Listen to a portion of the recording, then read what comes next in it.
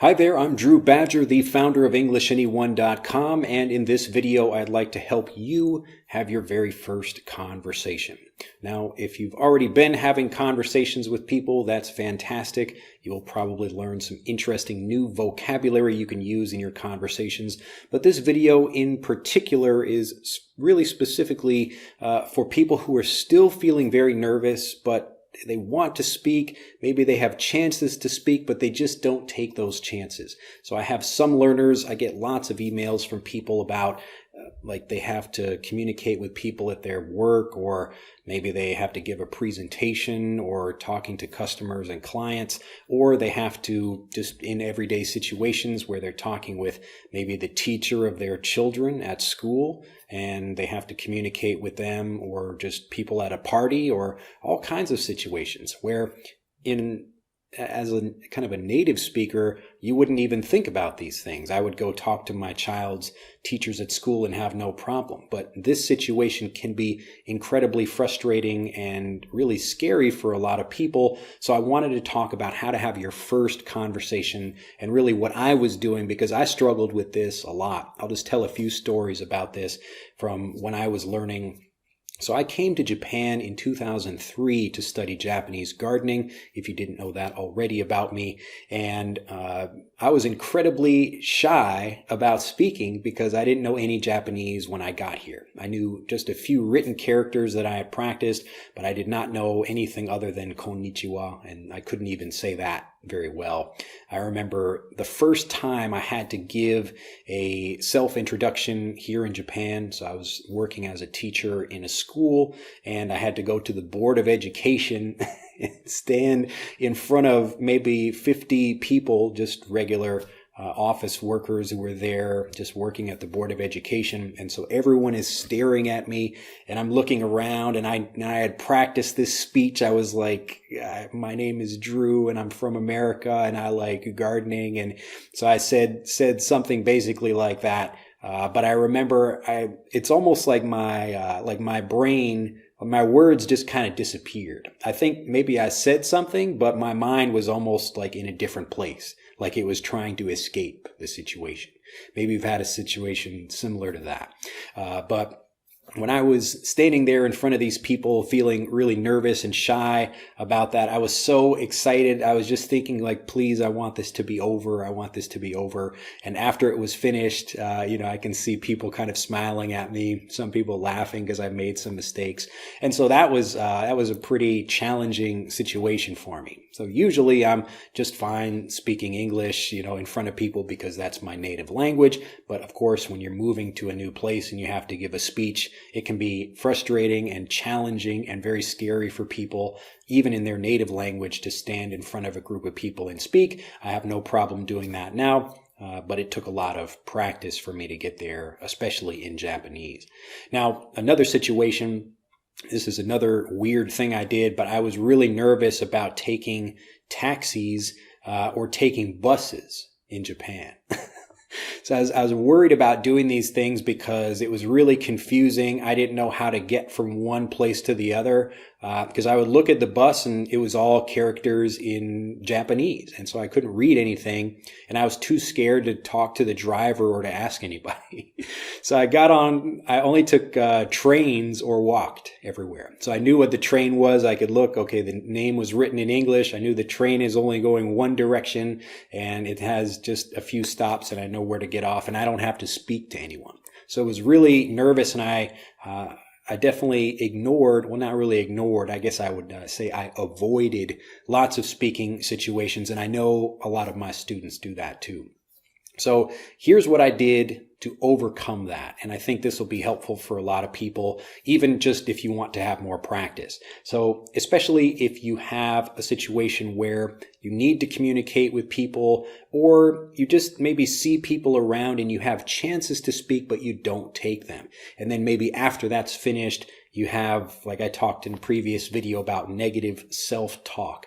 So you feel frustrated with yourself. Why didn't I take that opportunity? I knew I should have said something to that person. It would have been a great opportunity to practice my English, but I didn't. So you kind of lose an opportunity, and then you feel a little bit bad about that. So to overcome this, the thing that I found was most helpful for me was talking to complete strangers. Now, the reason I decided to do this is because I knew I wouldn't have to be in a situation for them or a situation with them for very long. And so actually I got almost kind of too friendly with people. So walking around my neighborhood, I would be out. I just started saying hello to everyone I could find. And I actually teach this to my daughter now. I will, both of my daughters, my younger daughter is still just 1 year old, but my older daughter now, she walks around, she says hello to people and they're always surprised. They say, oh, and usually they say hello back. Some people do not. And she always says, hey, they didn't say hello back to me. And I say, well, sometimes people are not going to say hello, but it's important for you to continue doing that. And again, the reason I teach her to do this is because I want her to not be shy about using her voice in public, whether it's in Japanese or English. So we say hello sometimes or just konnichiwa or whatever to people. But if you're in a situation where you can just say hello to someone, even that little just a quick hello or like nice weather or something like that. If you have that opportunity, that's going to be your real chance to develop a conversation. And even if nothing happens from that, you will not see that person again likely, and you don't have to worry about that. What's interesting is that people often feel the most nervous when they're around the people who are like most important to them. So it's interesting, even now for me, my Japanese is like really good when I'm just talking to people I don't know. But if I'm at home with my wife, it like changes my brain a little bit. Does that ever happen to you where like you have to talk when you're around your friends or people you know, you care more about what they think? So it's going to be a greater maybe feeling if you're feeling a bit nervous about that.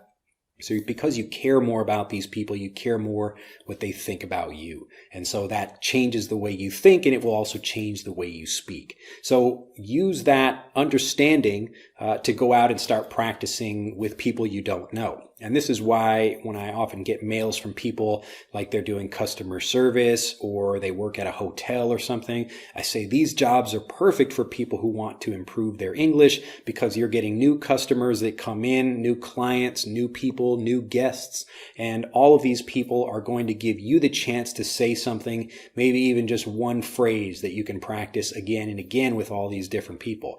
And none of them will know that you said the same thing to 20 other people. Now, there's actually a funny episode of The Simpsons where this happens. There is Bart and Homer. These are the two main characters, or like the father and son part of the Simpsons family. And they're at an auto show. And so this is a place where you can see lots of cars. And so there's usually attractive women, like beautiful women with maybe like bathing suits or something on. So they have some kind of really nice clothing, revealing clothing, so you can see something. And so the woman will be kind of draped over the car. This is a really great expression in English too, to be draped over something. If you think about drapes, like I've got some curtains behind me over here. This is the studio where I record and people actually come do ballet and things like that. So there's a giant mirror behind that. Anyway, to be draped over a car, usually you have some new car and then you have the beautiful woman lying down on top of it. And so they show a scene where like a man walks up and he says, "Oh, do you come with the car?" And then the woman laughs. She says, "Oh, you." And then the next guy comes up. He says, "Oh, do you come with the car?" And she says, "Oh, you." And it's really interesting to see people they don't realize it's not really being clever. And that woman has heard that phrase from hundreds of men, probably even in that same day. But to each individual guy, he thinks he's being clever.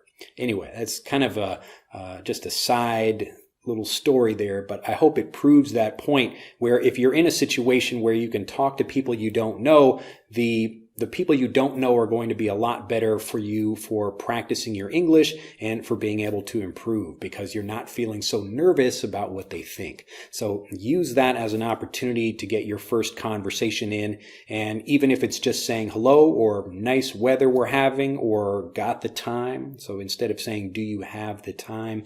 you can say, "Got the time," like asking someone if they've got the time. Or if you smoke, another great way to meet people actually is just asking people if they have a light. So you can say, got a light, like a cigarette lighter, got a light. And so you can talk to other people who are standing outside, and usually smokers are happy to talk with somebody else who's standing there. But it could be just a good opportunity for you to say hello just to practice your English. And this will build your confidence so you can start saying more things, and then you can practice things that you come back and use those expressions with the people who you do care a lot more about and that you see more often. So if you're feeling nervous about that, if you have lots of opportunities where you get to maybe say hello to someone, you see a native speaker, or you have some opportunity, just take that opportunity and say hello. It's really easy when you just begin something. I know one of my students sent me a mail. His name is Kevin, great student of mine. So he was really worried about speaking. He had actually lived in Ireland for a while, and he didn't improve his speaking at all, even though he was surrounded by native speakers for 3 months. He was from France. He came back and he decided to go to Australia, or maybe it was New Zealand. Now I forget. Either one of those two countries. But he went down there and he realized the stuff I'm talking about mindset is really important. So it's not just the vocabulary you have, it's how you think also. Because if you know a lot, but you're too scared to speak, then all of that vocabulary won't matter. It won't help you do anything. So he decided on a plane, he was just going to turn to the person next to him and say, "How are you?" So just a really simple way of getting a conversation started. And then he said he had the longest English conversation he'd ever had. And that was amazing. And again, just because he was thinking about not like kind of worrying about that, about how am I going to feel, or what if they laugh at me or something like that. He kind of cared enough to ask how the other person was doing. And that's kind of a surprising thing. And people are saying, "Oh, well, yeah, I'm doing all right." And then the conversation begins from there. So to have your first conversation, get out, think about people you can actually communicate with that you don't see very often, or that you actually never seen before. So all the people that you see, even just starting with hello, that really becomes just a great conversation right there. And then after that's done, you can really talk yourself up. To talk yourself up. This is, again, that self-talk, but this is an expression that means to say good things about yourself. You can also talk other people up as well, where you're saying, "Yeah, he's a good guy. She's really good at playing the piano," or something like that. You're giving praise to someone. You're talking them up. So to talk someone up. So talk yourself up. "Wow, I just said something. I had a conversation with that person," even if it was only just saying hello. So the things you say to yourself will get you more motivated to speak more, and it will really just unlock your voice. Well, that's it. I don't want to give you too much information, but hopefully that was helpful for you. I know the people I almost care most about are those that really know a lot. They really study, but they're just really still feeling too nervous about speaking. So think about that. Get out, find some people that you see, maybe never even seen before, and say hello to them and see what happens. Well, that's it for this lesson. I hope you have enjoyed it. Again, my name is Drew Badger. I am the founder of EnglishAnyone.com, where we help people become confident, fluent English speakers, not only teaching them the words they need to use, but also how to think more positively about themselves and their English so they can become great speakers. So if you'd like to learn more about that, you can click on the link in the upper right of this video or on the link in the description below this video, and that will tell you more about the Fluency course.